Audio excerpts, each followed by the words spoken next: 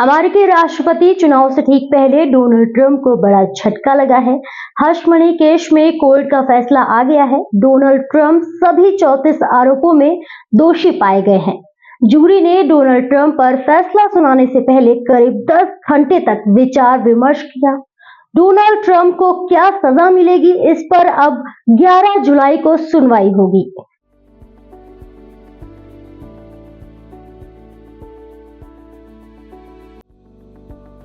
Donald Trump किसी भी आपराधिक मामले में दोषी पाए जाने वाले पहले अमेरिका के पहले पूर्व राष्ट्रपति हैं। इससे पहले अमेरिका के इतिहास में ऐसा कभी नहीं हुआ था। डोनाल्ड ट्रंप पर अपने राजदार वकील कोहेन के जरिए पॉर्न स्टार स्टॉर्मी डैनियल्स को पैसे दिलवाने का आरोप है ताकि वह उनके राज न खोले। यह मामला उनके पहली बार अमेरिका के राष्ट्रपति चुने जाने से पहले 2016 का है। समाचार एजेंसी एपी की रिपोर्ट के अनुसार जूरी ने डोनाल्ड ट्रंप पर फैसला सुनाने से पहले 2 दिनों में करीब 9.5 घंटे विचार विमर्श किया। इसके बाद 12 संसदीय जूरी ने डोनाल्ड ट्रंप को हर्ष मनी केस से जुड़े उन सभी 34 मामलों में दोषी पाया जिनका सामना उन्होंने किया था। डोनाल्ड ट्रंप को हर्ष मनी केस में ऐसे वक्त में झटका लगा है जब वह एक बार फिर से राष्ट्रपति चुनाव में किस्मत आजमाने की तैयारी में है। अब उनके मंसूबों पर पानी फिर सकता है। जूरी के फैसले के वक्त डोनाल्ड ट्रंप दीवार की ओर मुंह करके बैठे थे, जबकि कोर्ट के बाहर उनके समर्थक और विरोधी बड़ी संख्या में इकट्ठा हुए थे। फैसले के बाद कोर्ट से बाहर निकलते हुए डोनाल्ड ट्रंप ने कहा, यह एक धांधली वाला शर्मनाक मुकदमा था।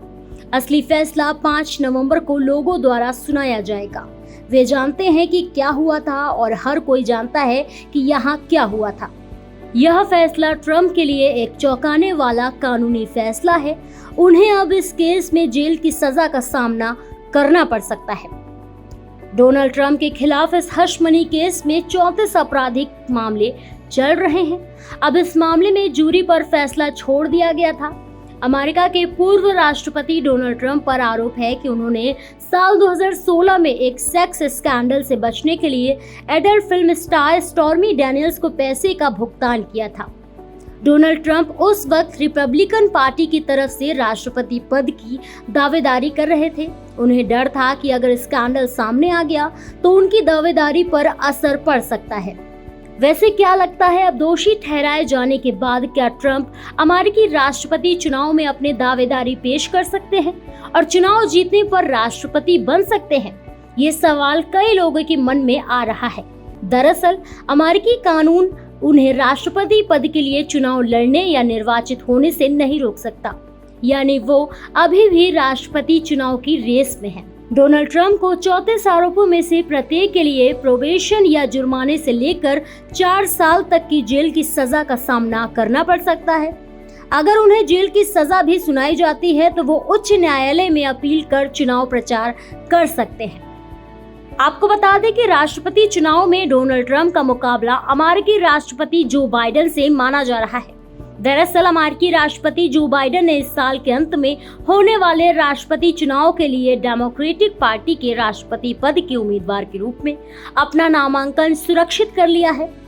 सियासी गलियारों में ऐसा कहा जा रहा है कि जो बाइडेन और डोनाल्ड ट्रंप के बीच फिर होने वाली संभावित टक्कर साल 2020 के पुराने कैंपेन की याद दिला सकती है। अमेरिका के मौजूदा राष्ट्रपति जहां यूएस को विकास और नए रास्ते पर ले जाने की बात करते दिखे, वहीं पूर्व राष्ट्रपति 4 क्रिमिनल केसों का सामना करते हुए चुनावी अभियान में हैं। अमेरिका में राष्ट्रपति चुनाव की घड़ी जैसे जैसे पास आती जा रही है, मुख्य प्रतिद्वंदी जो बाइडेन और डोनाल्ड ट्रंप में वार पलटवार की राजनीति तेज हो गई है। हर 4 साल में होने वाले अमेरिका चुनाव की प्रक्रिया काफी जटिल होती है। इसमें लगभग 2 साल लगते हैं। राष्ट्रपति चुनाव का उम्मीदवार बनने के लिए भी अमेरिका में चुनाव होता है। इस पूरी प्रक्रिया में कई चरण होते हैं, जिसमें कोकस और प्राइमरी राजनीतिक सम्मेलन, आम चुनाव, इलेक्टोरल कॉलेज शामिल है। अमेरिका के राष्ट्रपति पद के लिए चुनाव हर 4 साल में नवंबर के पहले सोमवार के बाद आने वाले पहले मंगलवार को होता है। अगला राष्ट्रपति चुनाव 5 नवंबर 2024 को होगा। अमेरिका के राष्ट्रपति चुनाव से 1 साल पहले ही इसकी प्रक्रिया शुरू हो जाती है। अमेरिका में दो मुख्य राजनीतिक दल डेमोक्रेट्स और रिपब्लिकन हैं, जिनके उम्मीदवार ही चुनावी अभियान की शुरुआत करते हैं। इस अभियान में अलग अलग दलों के कई उम्मीदवार भाग लेते हैं और पैसा जुटाने के लिए रैली आयोजित करते हैं। इसके बाद डेमोक्रेट और रिपब्लिकन उम्मीदवार टीवी पर बहस शुरू करते हैं। बहस के दौरान प्रत्येक उम्मीदवार अपनी नीतियां और अन्य मुद्दों पर अपना बचाव करता है।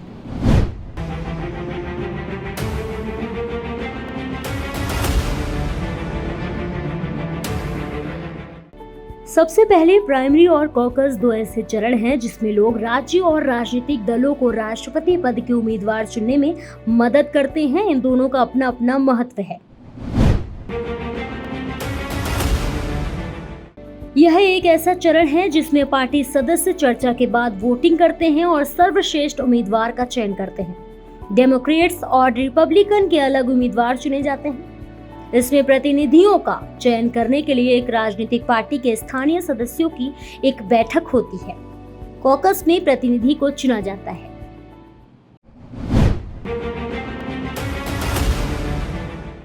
दूसरी ओर प्राइमरी में राष्ट्रपति चुनाव से पहले 6 से 9 महीने के अंदर लोग अपने उम्मीदवार को चुनते हैं। इसमें अलग अलग पार्टी के विभिन्न प्रतिनिधियों में से सबसे अच्छे उम्मीदवार के लिए वोट किया जाता है, जो आम चुनाव में पार्टी का प्रतिनिधित्व करेगा। अधिकांश राज्य प्राइमरी चुनाव आयोजित करते हैं। प्राइमरी मतदाता गुप्त वोटिंग करके अपने पसंदीदा उम्मीदवार का चयन करते हैं। राष्ट्रपति पद का उम्मीदवार बनने के लिए प्रतिनिधियों का बहुमत पाना होता है। प्रत्येक पार्टी राष्ट्रपति पद का अंतिम उम्मीदवार चुनने के लिए नेशनल कन्वेंशन आयोजित करती है। इस चरण में प्राइमरी और कॉकस के दौरान चुने गए प्रतिनिधि अपने पसंदीदा उम्मीदवारों का समर्थन करते हैं। सम्मेलनों के अंत में प्रत्येक पार्टी से अंतिम राष्ट्रपति पद के उम्मीदवार का ऐलान होता है। अगर प्राइमरी और कॉकस के दौरान किसी उम्मीदवार को बहुमत नहीं मिलता है तो नेशनल कन्वेंशन प्रतिनिधि उम्मीदवार का चयन करते हैं। इस नेशनल कन्वेंशन में राष्ट्रपति पद का उम्मीदवार अपने लिए एक उपराष्ट्रपति पद का उम्मीदवार चुनता है, जो कि उपराष्ट्रपति पद का उम्मीदवार होता है। इसके बाद राष्ट्रपति पद के उम्मीदवार लोगों का समर्थन जीतने के लिए पूरे देश में प्रचार करते हैं। आम चुनाव में अमेरिका के हर राज्य के लोग राष्ट्रपति और उपराष्ट्रपति के लिए वोट करते हैं। उम्मीदवारों के नाम वोटिंग मशीन पर इस समय तक छप जाते हैं। दूसरी ओर छोटे राजनीतिक दलों और निर्दलियों के पास राष्ट्रीय सम्मेलन की छूट नहीं होती, लेकिन वे पात्रता आवश्यकताओं को पूरा करने के बाद चुनाव में खड़े हो सकते हैं। जब लोग अपना वोट डालते हैं तो वास्तव में वो एक ऐसे ग्रुप के लिए वोट कर रहे होते हैं जिन्हें इलेक्टर कहा जाता है। राष्ट्रपति पद के लिए चुनाव लड़ने वाले प्रत्येक उम्मीदवार के पास इलेक्टर का अपना ग्रुप होता है। जब लोग राष्ट्रपति पद के उम्मीदवार के लिए वोट करते हैं तो वो वास्तव में अपने उम्मीदवार के पसंदीदा इलेक्टर को चुन रहे होते हैं।